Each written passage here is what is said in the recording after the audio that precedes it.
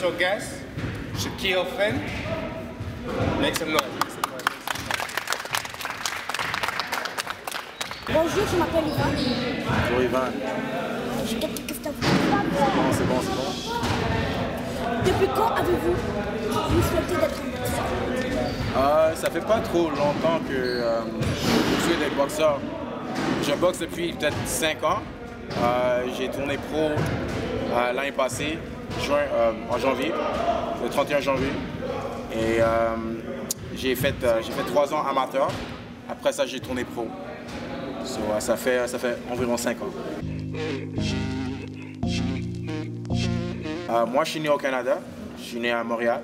Et mes parents, ma mère est née à Montréal, mais le reste de ma famille, il vient de Jamaïque. C'est peut-être juste j'ai eu des points de suture en haut de mon sourcil, ici. J'ai eu au moins 7 points de suture à mon premier combat.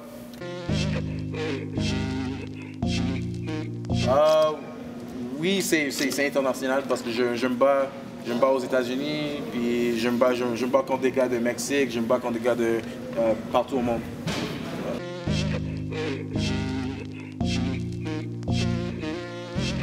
Moi, je pense dans la boxe parce qu'il faut avoir un peu de tout. So, je pense que la mentale c'est le plus important parce que si tu peux avoir plein de talents, le plus de talent dans le monde, puis si tu n'es pas bon ici dans ta tête, tu ne vas jamais gagner un combat. Parce que si tu n'es pas préparé, puis tu peux avoir des problèmes dans le ring, puis tu peux te faire blesser. So, il faut que tu travailles sur ta mentale, puis tu vas être bon.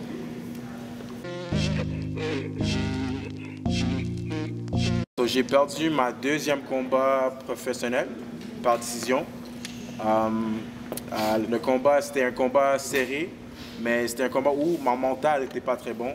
Je suis rentré dans le combat, puis j'étais vraiment j'étais nerveux. C'était sur une grosse, un gros plateforme. So, c'était sur le undercard de Adonis Stevenson. Puis je me sentais, j'étais vraiment nerveux. Il y avait des personnes de télé qui étaient là, plein de personnes qui sont venues voir les boxeurs boxer. Puis il y avait beaucoup de personnes importantes qui étaient là. Puis quand je suis rentré dans le ring, je me sentais très très nerveux. Puis j'ai perdu le combat, mais après ça, j'ai jamais perdu un combat après ça. Le fait que ça m'a fait perdre, en premier, j'étais vraiment déçu. J'étais chez moi avec ma blonde en train de pleurer comme chaque soir. Là, je pensais que j'étais fini. Mais après ça, je suis revenu au gym, j'ai commencé à faire du sparring, à m'entraîner bien. Puis je suis rentré dans le ring pour faire un autre combat, j'ai gagné. Puis je pense que ça m'a fait plus fort mentalement et physiquement quand j'ai perdu le combat. Ça m'a fait du bien. J'ai 25 ans maintenant. J'ai commencé à boxer quand j'avais 20 ans. La personne qui m'a fait, j'avais pas vraiment de personne qui m'a fait rentrer dans ça. C'était plus parce que je jouais au football, pas soccer, football américain, presque toute ma vie. Puis je voulais changer, avoir un changement de sport. J'ai essayé la boxe juste pour l'entraînement parce que j'ai entendu l'entraînement de boxe c'est très très fort. Puis je voulais faire juste de conditionnement puis pour avoir ça. Puis le coach qui était là à le gym de boxe que j'ai fait, il m'a dit pourquoi tu n'essaies pas de faire des combats? Puis j'ai fait un combat, puis j'ai commencé à gagner. Puis j'ai dit, OK, la boxe est pour moi, j'ai commencé la boxe. Mais c'est bon de faire les études, mais tu restes dans les études, puis reste dans l'école, mais pour la boxe, tu n'as pas vraiment besoin d'études. Tu as besoin de t'entraîner fort plus pour la boxe. C'est plus, tu n'as pas besoin vraiment d'étudier comme à l'école pour la boxe. C'est plus la pratique comme physique. Peut-être j'aimerais ça. Si je n'étais pas boxeur, peut-être en football ou maintenant je suis boxeur et j'entraîne les gens. Je suis entraîneur personnel. Je donne des classes privées de boxe. Je donne d'entraînement tout ça. Soit ça aussi. Soit ça ou là-bas. Je suis champion canadien. Du poids mi-moyen. Je vais vous montrer ma ceinture. Ça, c'est ma ceinture. Je suis champion canadien en ce moment.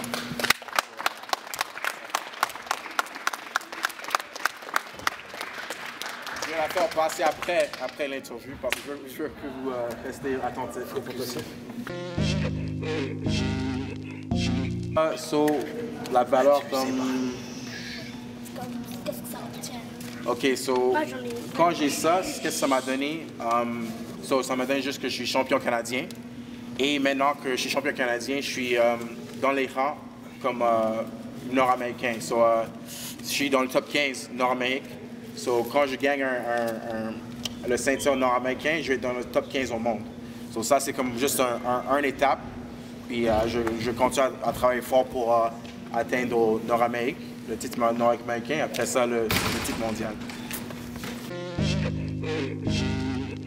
Après, j'aimerais ça peut-être ouvrir un gym à moi, puis commencer à entraîner les jeunes comme vous autres à faire la boxe. Juste n'importe quoi, la boxe, des entraînements physiques, puis ça, c'est ce que j'aime beaucoup. Mon pire ennemi? J'ai pas vraiment d'ennemis dans la boxe. Moi, je suis un gars qui j'aime tout le monde. Mais dans le ring, c'est différent. Mais j'ai pas vraiment d'ennemis. Mais c'était une bonne question. Merci.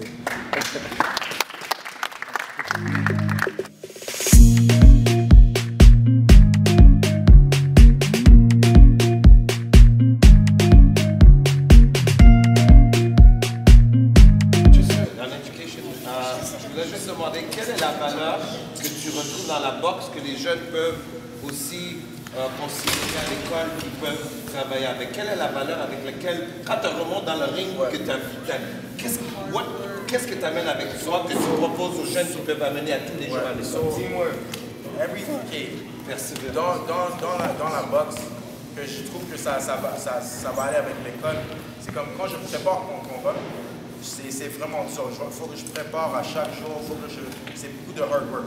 Puis dedication, puis beaucoup de teamwork aussi. Mon équipe, c'est juste moi seul qui rentre dans le ring, mais j'ai toute une équipe derrière moi qui me supporte aussi. Mon coach, mon coach de conditionnement, ma famille aussi, ma blonde, tout le monde, tous mes amis qui m'aident à monter dans le ring pour faire ça, qui m'aident aussi sur ça. Il faut avoir beaucoup de persévérance, beaucoup de hard work, parce que ça prend beaucoup pour être un boxeur, puis ça prend beaucoup aussi pour être un élève aussi à l'école. The question somebody asked before was, what education did you need or something? Yeah. But you do need a formal education because when you start making money, you have to know how to spend it. For sure, right? for sure. You're not going to box forever, and you're going to Exactly. So I basically my highest level of education is college. So I did college, and I plan on going back to school through university. You hear that, guys? So it's not Education. je veux pas juste arrêter d'aller à l'école parce que je fais la boxe. Quand j'ai fini ou quand j'ai plus d'argent dans la boxe, où je peux aller à l'école pour faire université, puis faire ça, puis je veux faire ça. Arrêtez pas l'école. Oui.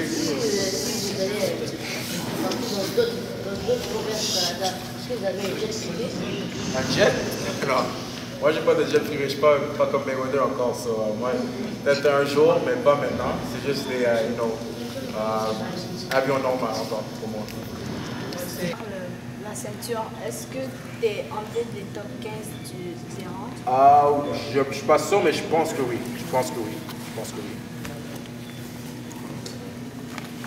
Quand tu gagnes les ceintures, tu prends ta retraite. Est-ce que tu gardes les ceintures chez toi, genre? Ouais, ça c'est toujours à moi.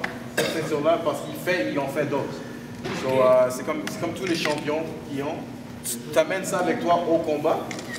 Puis après le combat, ils vont le mettre sur l'autre gars, mais toi, ça c'est à toi, puis il fait un autre, puis il donne à l'autre gars.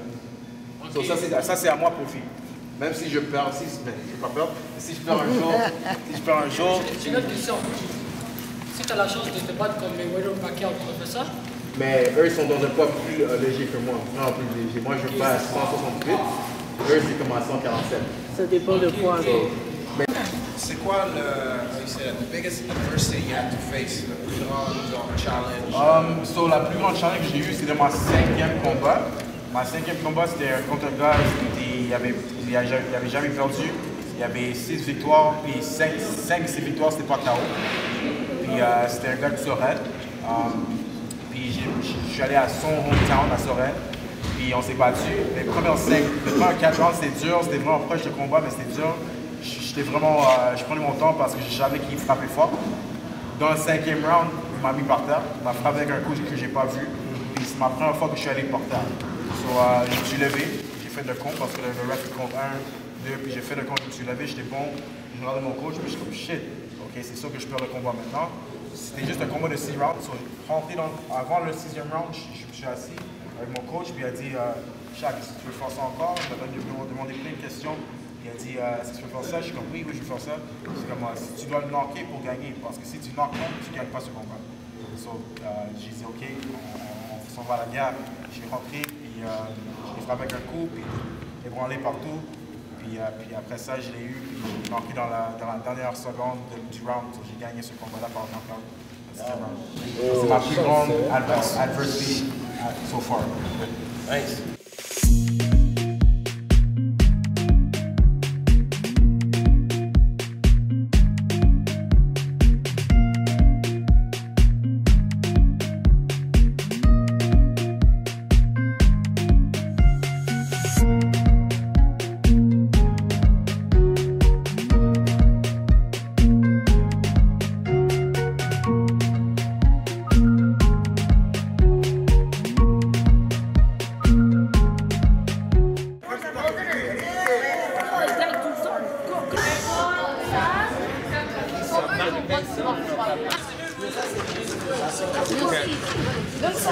And this is number 1. Signé par Max Pacioretty. Bâton de 200 balles. Lui, c'est pas Me too. I want me to win that. Darnell Jones.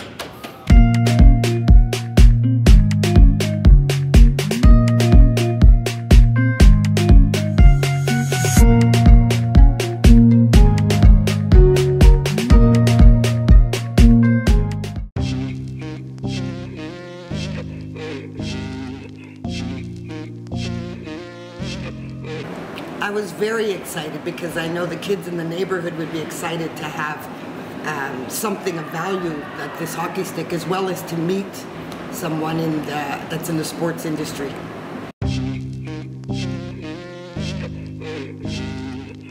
Well, we debated it a bit, but I came in with the $1 because I wanted it to be affordable for everybody and all the kids. They could buy 2 or 3 tickets if they wanted.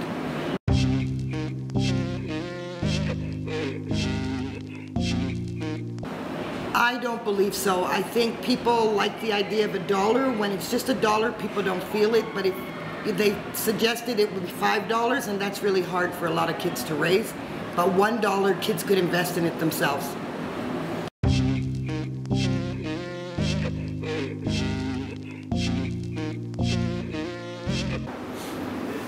On peut toujours faire mieux, même en question de levée de fonds, comme ça, avec un don comme un bâton de hockey.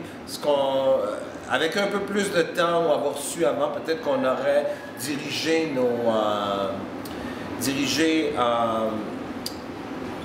notre push, notre levée de fonds, on l'aurait peut-être dirigé de façon encore plus soutenue auprès de banques, auprès de compagnies privées, qui, elles, auraient pu embarquer dans le jeu de réellement donner des fonds vers ce bâton de hockey. Alors, est-ce que je suis complètement satisfait du montant atteint? Je suis pas mal satisfait, mais il y a toujours, on apprend, à chaque fois on apprend. Alors, je dirais plutôt du côté des corporations, du côté privé, du côté des banques. Je pense qu'il faut encore plus travailler parce que les autres, ils en ont de l'argent, puis des fois, ils peuvent débourser, puis te donner un petit quelque chose de bon. Là.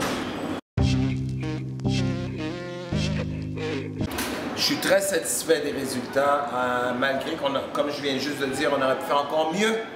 Et on le sera pour la prochaine fois. Mais je suis très satisfait par toute l'entreprise que Mme Jenna a fait et puis que tout le monde y a cru. Et puis alors, elle va annoncer tout à l'heure exactement le montant qu'elle a amassé.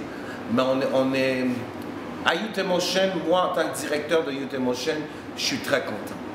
Merci, M. Farkas. Enchanté, merci aussi à vous.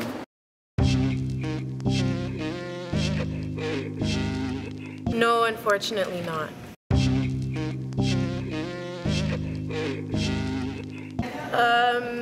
It was actually my mom that proposed the idea to me because she did the same thing as a fundraising agent about 5 years ago for another nonprofit organization, which is UNIA, United Negro Improvement Association.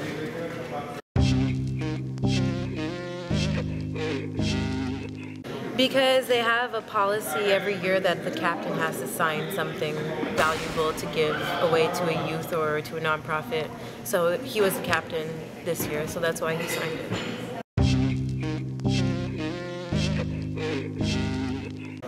I checked online not too long ago and it's a bit above $200, around $220.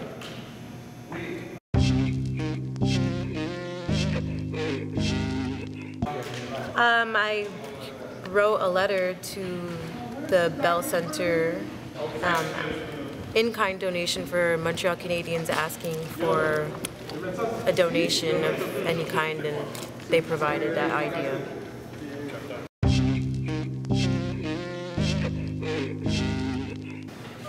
It was my idea to organize the event, and then I proposed it to Michael, and everything went okay after that.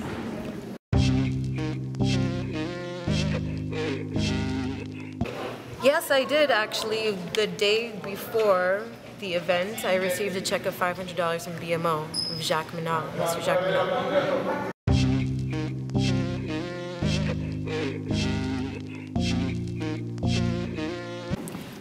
I think he is one of the most talented, but my favorite player is Carey Price because he's the goalie, and I find without him the team isn't as good as they should be.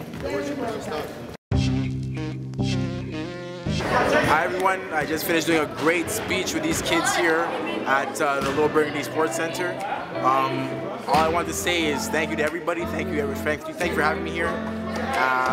And you know, my message to everybody is just like keep working hard, you know, keep putting in that hard work, stay dedicated, and you know, life will bring you everything. Follow your dreams, try to achieve every goal you can, you just gotta work hard. Tell the students, you know, keep working hard. Teamwork is key. You know, I don't want big kids bashing little kids. Just everybody stay strong together. You know, believe in each other. And thank you.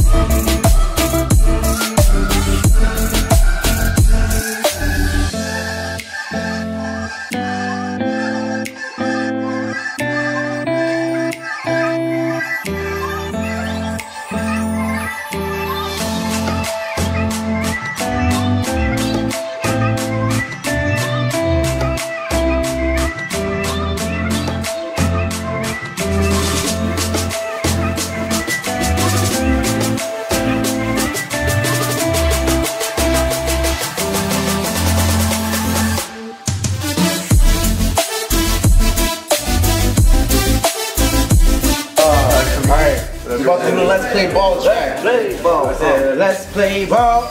Let's play ball. I said, let's play ball. Let's play ball. I said, let's play ball. Let's play ball. I said, let's play ball. Let's play ball. I said, let's play ball. I said, let's play ball. I said, Cass play ball. Play so hard. I said, Cass play ball. Play so hard. I said, Cass play ball. Yo, John, how are you gonna do this for the movie? What do the fucking haters?